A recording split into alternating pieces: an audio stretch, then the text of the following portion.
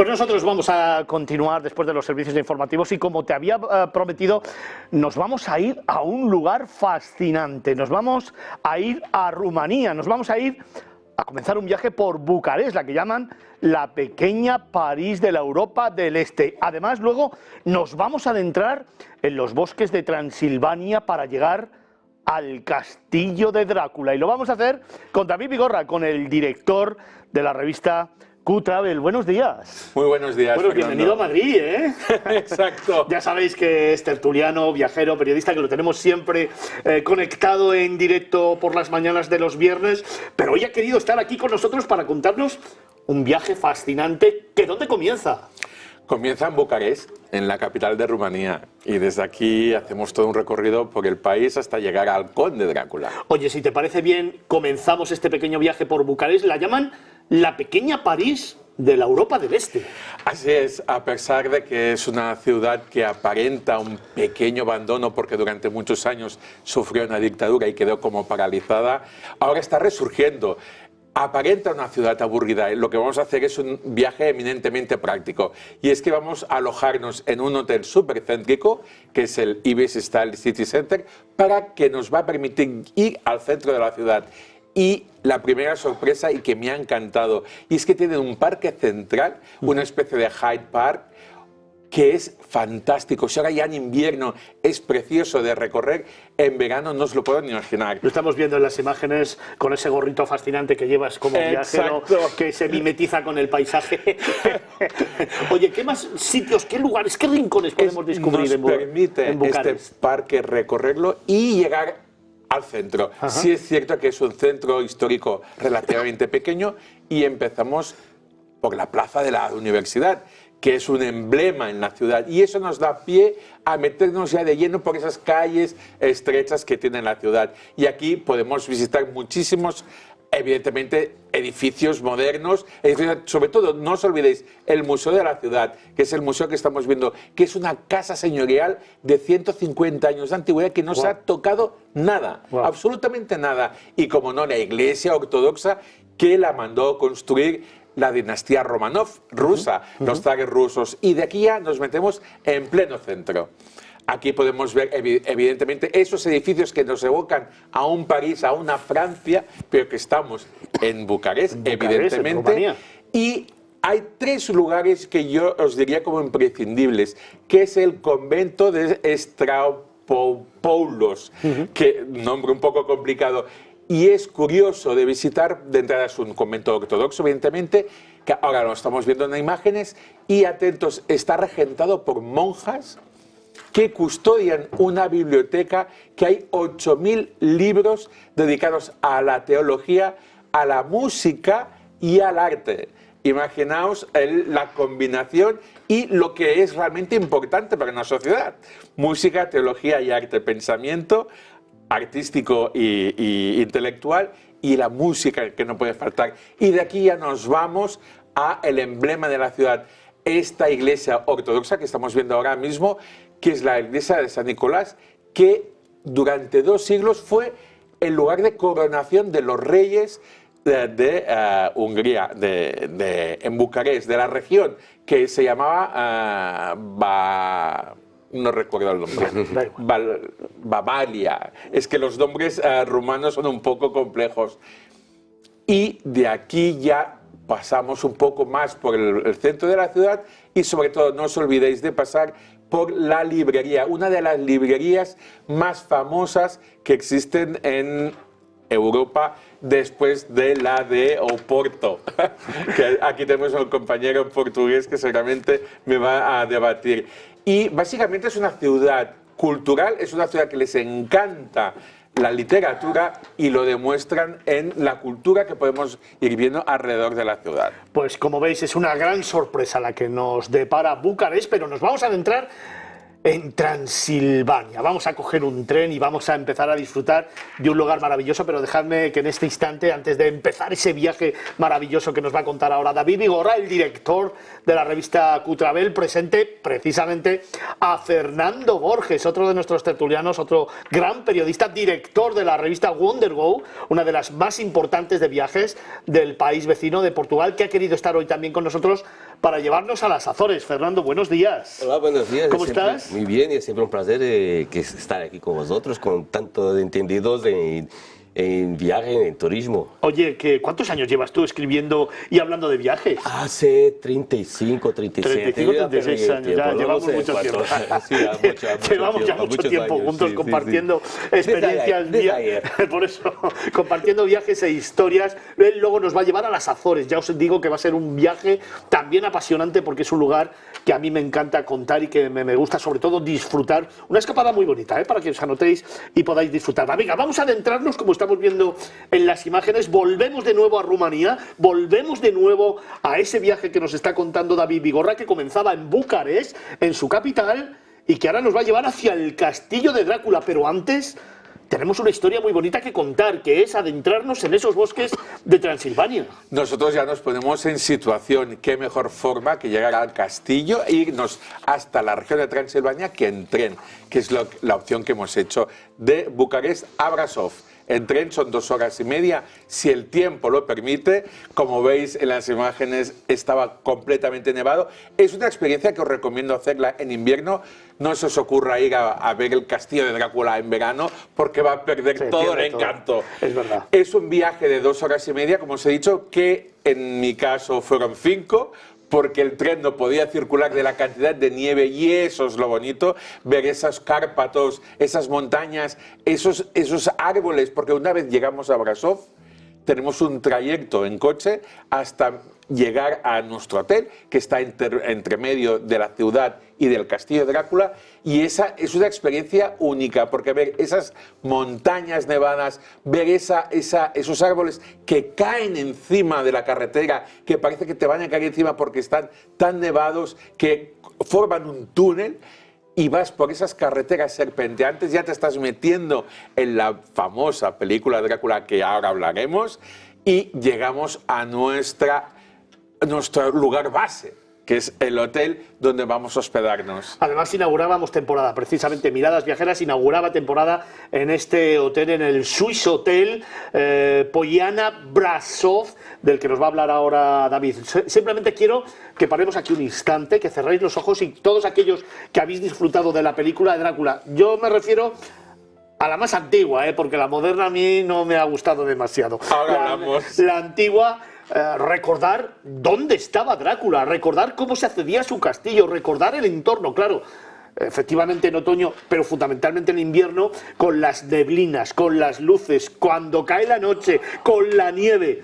¡Wow! Estamos en un marco de película extraordinario que os vamos a contar ahora, pero primero, ¿dónde os habéis alojado? Venga. Pues como has dicho, nos hemos alojado en un hotel nuevo, es que acaba de inaugurar, es un hotel de 5 estrellas que está a medio camino entre Brasov y el castillo de Drácula, que es el Swiss Hotel Brasov, Poiana, porque está en una estación de esquí, y es un hotel que realmente lo hemos disfrutado muchísimo. Una pasada. Aquí te voy a sacar los colmillos. Ya lo estoy viendo. Los colmillos de envidia, porque es un hotel que es curioso porque te metes en Transilvania, tiene un estilo de la arquitectura de Transilvania, utiliza los colores de las casas de Transilvania, que son casas de color azul, es curioso, la piedra y sobre todo la madera. Y podemos disfrutar evidentemente de unas habitaciones y una gastronomía increíble, siempre con es gastronomía internacional, pero con el toque rumano, evidentemente, y la mejor parte es el spa, que después de sufrir con Drácula nos metemos en el spa a disfrutar como niños pequeños. Exacto. Oye, además estoy viendo que el hotel tiene muchísima luz, muchísimas cristaleras que dan evidentemente a todo el entorno, con lo cual lo hace idílico, ¿no? Mirad qué bonito porque estamos en plena Transilvania, en pleno bosque. Estamos prácticamente solos en un bosque que ya te da un poco idóneo para que llegue Drácula. Oye, además la salida del hotel, la llegada al hotel maravillosa, lo estamos viendo en un entorno fascinante, pero a mí me gustaría, claro, que fuera el punto de partida para conocer Brasov. Evidentemente. Pues venga, vamos a dar un pasito por Brasov, rápido. Imaginaos que ahora estamos arriba en la montaña, bajamos a la ciudad de Brasov. ¿Cuánto tiempo hay? Nada, ni 15 minutos. Venga. Estamos en 15 minutos a la ciudad. Nos vamos a Brasov. Y nos vamos a Brasov porque es realmente la joya de Transilvania. Es una ciudad muy pequeña, es la ciudad referente. Recordar que hemos llegado en tren a la ciudad de Brasov. De aquí nos hemos ido al hotel en coche y ahora bajamos otra vez al hotel, a la ciudad. ¿Qué podemos? Aquí realmente lo importante es la iglesia negra, que ya aquí empezamos a tener ya connotaciones de todo tipo con el tema Drácula, pero es que le llaman la iglesia negra simplemente porque se quemó en el siglo XVII y solo quedaron las paredes y por cuestiones de presupuesto, entiendo, nunca las limpiaron, entonces quedó completamente negra. Pero aquí la gracia de Brasov es hacer un recorrido por el exterior, por las murallas. Tener en cuenta, por ejemplo, esta es una de las entradas a la ciudad. Mucha gente ignorante piensan ya con la ansiedad de que es el castillo de Drácula. Evidentemente, el castillo no está en Brasov. Y tenemos una cosa muy divertida, que es la calle más estrecha y larga de toda Rumanía, la tenemos aquí en esta ciudad. La acabamos de ver. Son 80 metros de calle, súper estrecha, no te recomiendo pasar por la noche, por si acaso sale Drácula. Lo he visto también. Oye, Brasov, una gran sorpresa, una joyita de Transilvania, una joyita de toda esta zona, pero tenemos que continuar camino. Y ya hemos mencionado que queremos ir a ver a Drácula. Aquí viene el protagonista. Venga. Y empecemos a poner el contexto al personaje. Venga. Estamos hablando, mucha gente dice, ¿fue real, no fue real? Fue real a medias. Es decir, aquí tenemos al auténtico Drácula, que fue Vlad III el Empalador. Y ese es el personaje que empieza aquí la leyenda. Es el personaje base para el escritor de la novela Drácula, evidentemente. Y era el Empalador. Estamos hablando ya que era un personaje muy sanguinario. Yo supongo que el escritor no podía utilizar el concepto de empalador para atraer al público de su novela y lo convirtió en Drácula, porque realmente Drácula, el nombre Drácula existe, es Drácul, era el nombre de su padre, de Vlad el Emperador. El emperador se llamaba Drácul. Y a partir de aquí empieza la leyenda, se utiliza como base para escribir esta novela y producir una de las mejores películas del personaje, que evidentemente es la película del año 31. Pero tened en cuenta, estamos viendo ahora el tráiler de la película del año 31, esa fue la genuina. Pero hay una película anterior, que es Nosferatu, del año 22, una película muda. Si no la habéis visto, os recomiendo encarecidamente que la veáis, porque es a día de hoy la película que más miedo me ha dado. ¿Cómo se llama? Nosferatu. Nosferatu. Es cine mudo, estamos jugando con la música y con la expresividad, es alemana y es la película no oficial porque por derechos de autor hubo un pleito, tuvieron que cambiarle el nombre a la película, cambiar algunos personajes, sobre todo los nombres, para que no fuera considerada una copia y un plagio. Bueno, habéis visto un poco la historia del personaje, habéis visto un poquito las imágenes del personaje, ya simplemente mirarle da miedo, pero es que en algunas de las imágenes que os hemos mostrado empieza a aparecer el castillo. Imaginad llegar a los pies del mismo, imaginaros empezar a subir una carretera serpenteante, muy negra, rodeada de nieve y de árboles, y llegar a un castillo, ¡wow!, el castillo de Bran, el castillo de Drácula. Así es, el castillo de Drácula, que evidentemente el personaje, ni Vlad el Empalador estuvo aquí, tenerlo en cuenta, pero el escritor Bram Stoker lo utilizó como base de su novela. Un escritor que nunca estuvo ni en Rumanía ni evidentemente en el castillo, pero que lo vio a través de cuadros y de referencias y lo utilizó. Así que es el castillo de Drácula en cuanto al personaje, está basado aquí, pero es un castillo de verdad de toda la vida. Sí. ¿Vale? Evidentemente. Y ya la subida al castillo ya te evoca evidentemente la película, esa subida, esa rampa casi imposible, cansada, que llegas hasta arriba, cuando llegas a la puerta te recibe Drácula. En ese momento es cuando tú entras al castillo y está muy bien, realmente muy bien decorado. Es un castillo laberíntico, muy estrecho, con escaleras secretas que te llevan a habitaciones y a niveles distintos intermedios, y vas viendo un poquito lo que es el mobiliario de la época para ir poniéndote en situación hasta llegar arriba de todo, que ahí tenemos una exposición. Algunos consideran un poco friki, hay que decir, del personaje en sí de Drácula, pero es una exposición que te pone en situación, realmente. Es que estás en el castillo de Drácula y evidentemente ha de haber un Drácula aquí representado. Y realmente está muy bien conseguido, os lo puedo asegurar. Y en sí el castillo es increíble de recorrer, sobre todo porque no le tomas la dimensión, ni exteriormente lo ves muy grande. Cuando estás dentro crees que es pequeño, y es laberíntico. Pero es laberíntico. El problema es ese, es que hay niveles escondidos. Y excavado en la roca también. Exacto. Por lo tanto, claro, tú desde fuera lo ves con una dimensión, pero cuando estás ya dentro te das cuenta que va excavado en la propia roca, donde, por cierto, hay muchos lugares secretos. No te pierdas demasiado si vas a verlo, porque igual te encuentras con un mordisco. Oye, un sitio para ti emblemático de este viaje.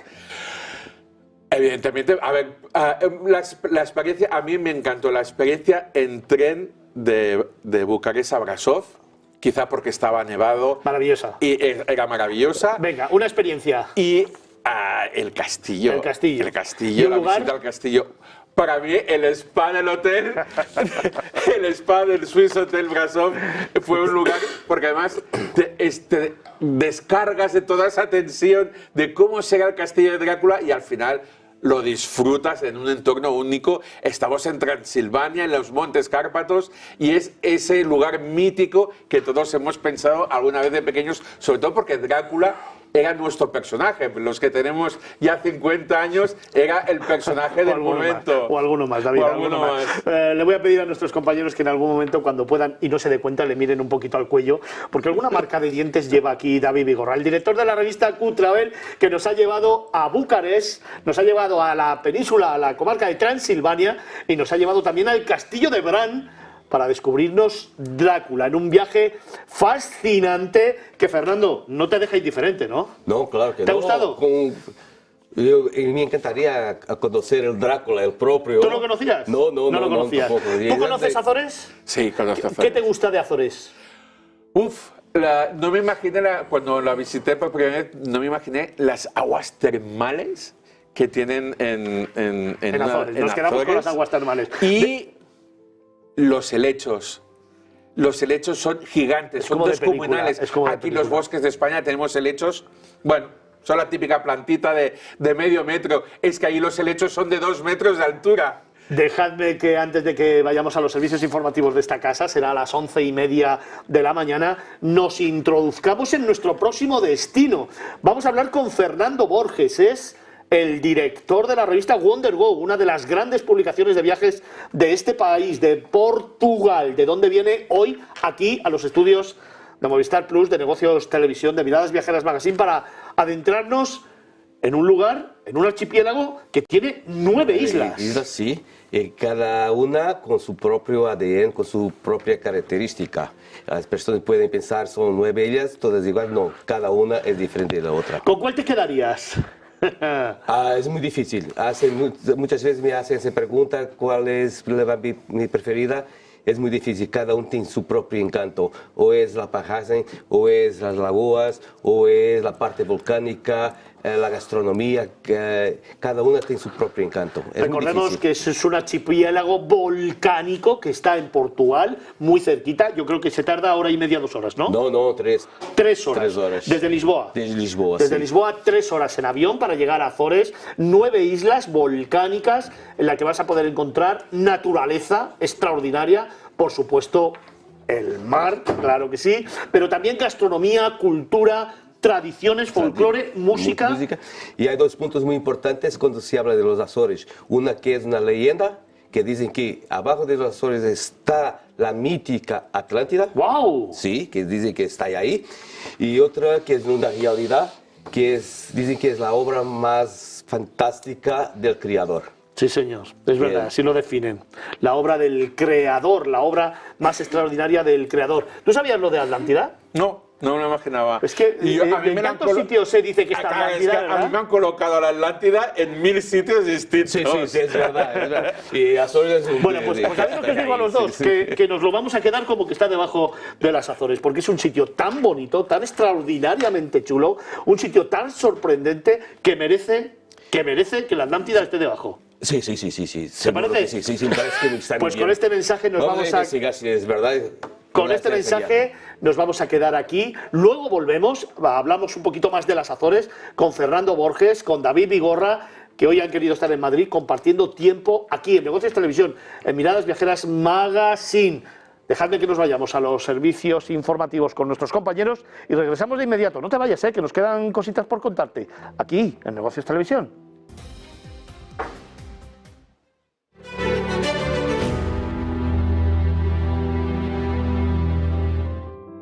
Pues como te contaba, vamos a continuar nuestro camino. Vamos a seguir ese viaje por las Islas Azores de la mano de Fernando Borges, el director de la revista Wonderwall, la líder en viajes en nuestro país vecino, en Portugal, y con David Vigorra, el director de la revista Q-Travel, otra de las publicaciones líderes en nuestro país en el mundo del sector turístico. Fernando, hemos hecho ya una introducción a estas Azores, 9 islas volcánicas donde vamos a encontrar gastronomía, cultura, música y esos dos secretos de los que nos has hablado, la Atlántida y la obra prima del creador. y la obra prima de nuestro Señor Jesucristo, de Dios. Hay muchas más leyendas en los Azores, y leyendas y realidad. Oye, si decidimos de viajar a las Azores, Sí.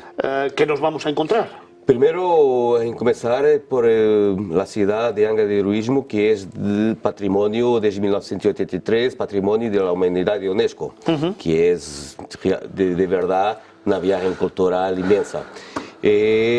Tienes también que conocer la parte volcánica de cada una de sus islas, que hay creados escenarios fantásticos diferentes unos de los otros. Hay que subir al pico, topo de la montaña más alta de Portugal. Hay que respirar el mar, el verde que caracteriza cada una de las islas. Y perderse. Naturaleza, siempre. porque la naturaleza está muy presente, pero además es una naturaleza que tiene muchas formas, es muy diversa, porque podemos tener esa naturaleza volcánica, esa naturaleza exuberante, esa naturaleza de campos de cultivo. O sea, son islas donde nos vamos a encontrar parajes totalmente diferentes. Sí, porque incluso dicen que, parte realidad, parte leyenda, que todos los días los Azores tienen las 4 estaciones del año. Es por eso que tiene tanto verde, tanta flor, incluso tienes carreteras que son bordeadas de muros de piedra volcánica y de hortensias, que vas a parar a un mirador que llegas y fijas ahí, wow, ¿dónde estoy? ¿Qué es esto? ¿Qué es? O que vas a parar en un faro o en un declive de que abajo a 200, 300 metros está el mar. Nos vamos a encontrar parajes como los que estamos viendo en estos momentos en pantalla, pero también nos vamos a encontrar, Fernando hablaba de faros, nos vamos a encontrar de algunas construcciones muy típicas de esta zona, como también los molinos y las casas típicas de las islas. Sí, porque cuando se comenzó el poblamiento de los Azores, fueron para ahí personas de Algarve, de Alentejo, de Extremadura, de Miño, incluso de la región de Flamengo, de la región de Bretaña. Y cada isla tiene su propia característica de la región de las personas que ahí llegaron. Es por eso que tienes casas que te dicen, mira, estoy en Alentejo, mira, estoy en Miño. Y eso no solo se va a verificar la parte de construcción, más también en la parte cultural, la parte de gastronomía. Ahora estaba pasando ahí una imagen de la Rua de 7 Ciudades en la isla de San Miguel, que cuando se va, que está ahí, estaba pasando ahí, tienes una parte de azul, de aguas azules, y otra parte verde. Verde, sí, y sí. lo que cuenta la leyenda, que son las lágrimas de dos amores que eram proibidos, él con ojos verdes y ella azules. Entonces, las lágrimas, el color de los ojos, sí, Qué bonito. sí quedaron ahí. Qué bonito. Os voy a recordar las islas San Miguel y Santa María, Terceira, Graciosa, San Jorge, Pico y Fayal, y también la Isla de las Flores y Corvo. Fernando, para aquel viajero que quiera decidir ir a las Islas Azores en Portugal, ¿cómo tiene que ir? ¿Y dónde le recomendarías tú que se alojara? Los programas que más existen para quien quiere ir a los Azores, lo principal es lo que hace el Triángulo Central, que es Pico, Fayal y San Jorge, que se puede ir hasta Fayal de avión, y ahí tienes un barco, ferry para las otras 3 islas. Y ahí en una semana vas a ir conocer 3 diferentes islas que se divergen mucho de una de la otra. En común solo tiene exacto su parte que nacieron de erupciones volcánicas y el verde.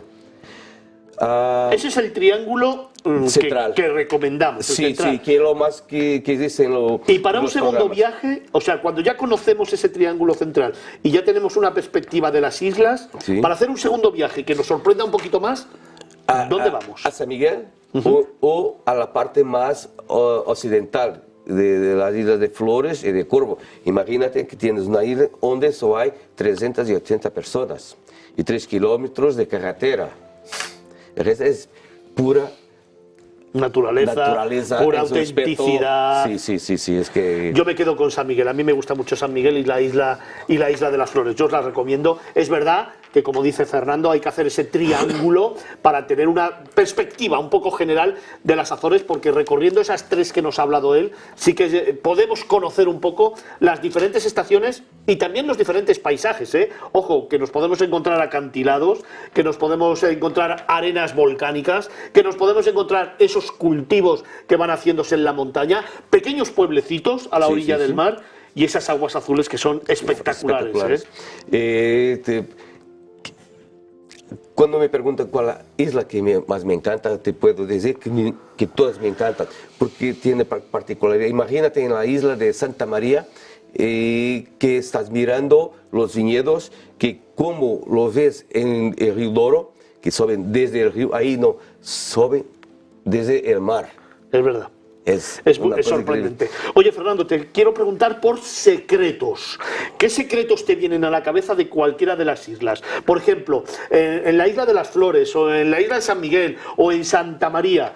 Cosas que haya que ver sí o sí. ¿Algún secreto que los telespectadores tengan que anotar para decir, tengo que ir y ver esto? Tiene que ir a Isla de Fayal, Capeliños, el final del día, la puesta del sol. La puesta de sol. Que para mí, de todas que conozco, que es una de las más fantásticas. Venga, la puesta de sol en Fayal. En Fayal. Más. Tienes que subir al pico de la montaña del Pico, caminando por ahí. Tienes que hacer mergullo con baledas o con cachalotes, que se puede. Que además hemos visto la imagen con las ballenas, con los cachalotes, con los delfines, que también los hay. Sí. Tienes que percorrer las calles de Angra de Heroísmo y mirar por qué la razón de ser Patrimonio Mundial de UNESCO. Tienes que probar la gastronomía.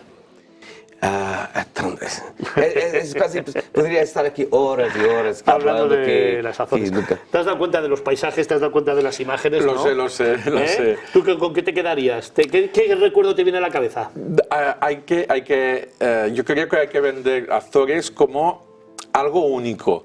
Es decir, aquí el paisaje verde es de una verdosidad que no la vas a ver en ningún otro lugar. De hecho, por ejemplo, la isla de San Miguel, con sus lagos, hay momentos que no sabes si estás en Azores o estás en los famosos lagos en Suiza, porque es el mismo paisaje, la misma verdosidad y sobre todo el tema de la vegetación. Antes os he hablado de los helechos, pero es que toda la vegetación, por el hecho donde estamos aislados, es distinta, es sobredimensionada. Cualquier planta, cualquier flor, la verás igual que las de aquí, pero en versión XL.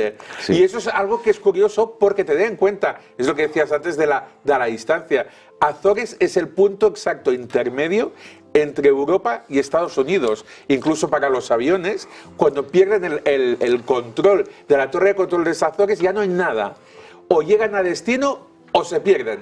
Sí, hay otro punto muy interesante que los Azores es su posición geoestratégica. Exacto. Porque durante los descubrimientos fue punto de pasaje de los descubridores, de piratas. Es que no había ningún punto más, no había tierra. Y ahora tienes en la isla Santa María el centro de control aéreo de los espacios de norte atlántico. Y tienes, si estuviste en Fayal, un café que es Peters Café, que es lo más conocido del mundo dentro de los yatistas, que tiene más de 6 años y que es un café donde se bebe lo mejor gin que se puede beber. Que incluso que fue lo tengo que dejar intercambio, posta de correo, todos los yatistas pasan ahí. Con esa imagen que teníamos de fondo lo tengo que dejar aquí. Gracias por haber estado con nosotros durante este fin de semana, uno más. Hoy quería que fuera un programa especial hablando de destinos internacionales con David Igorra, con Javier Monge, con Fernando Borges. Nos han llevado al Pacífico colombiano, nos han llevado a las Azores, nos han llevado a conocer un poquito más de Rumanía y ese Conde Drácula. Pero es que el fin de semana que viene, ojo, que el viernes tenemos más sorpresas, que vamos a conocer a todo el equipo de Miradas Viajeras, que vamos a hablar de viajes, de turismo, de experiencias personales y sobre todo le vais a poner cara a los verdaderos protagonistas de este programa. Hoy los tertulianos, el próximo fin de semana el equipazo. Lo dejo aquí. Gracias por estar con nosotros. Feliz fin de semana.